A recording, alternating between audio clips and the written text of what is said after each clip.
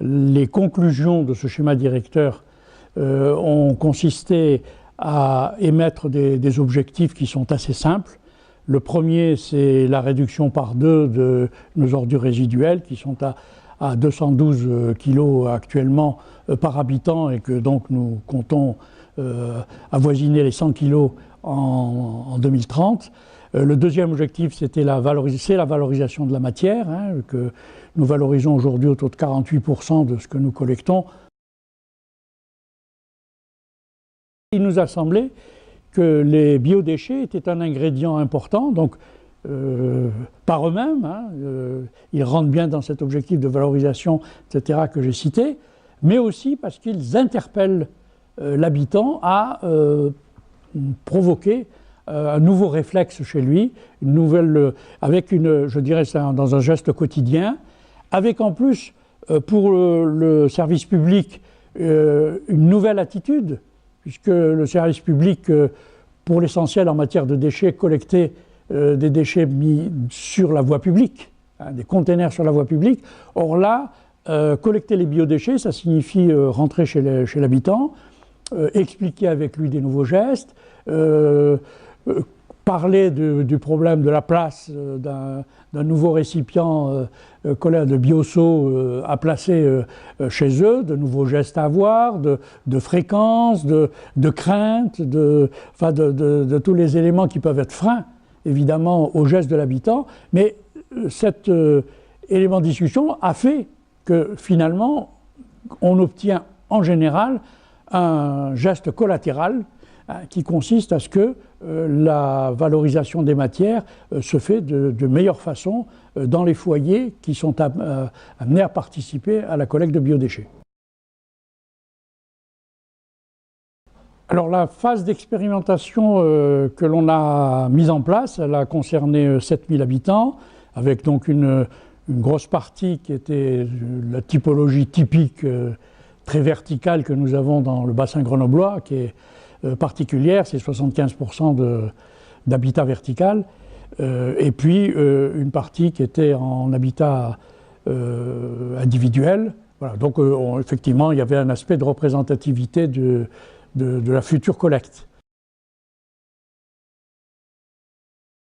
Il n'y a pas eu je dirais, de discordance chez les élus sur la nécessité d'avoir cet objectif, mais par contre, il ne faut pas se le cacher, je pense que 90% d'entre eux étaient extrêmement réticents à cet aspect de collecte en tant que tel, quoi. La collecte des déchets alimentaires, les odeurs, les ceci, la voie publique, enfin bon, c'était surtout des craintes qui étaient mises en avant.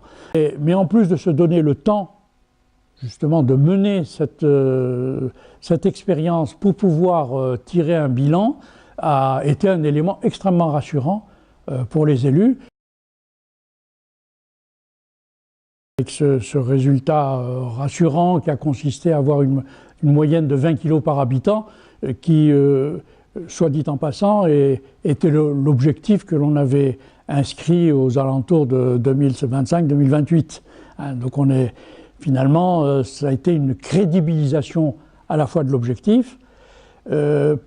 Pour moi, ça n'a pas été une grande surprise, dans la mesure où cet objectif que je trouvais, je dirais, allez, on va dire ajusté, enfin ultra raisonnable, était sans commune mesure avec les réalités que nous constations dans l'Italie du Nord, et qui a fait aussi, qui a été un ingrédient important dans le cheminement des réflexions de nos élus.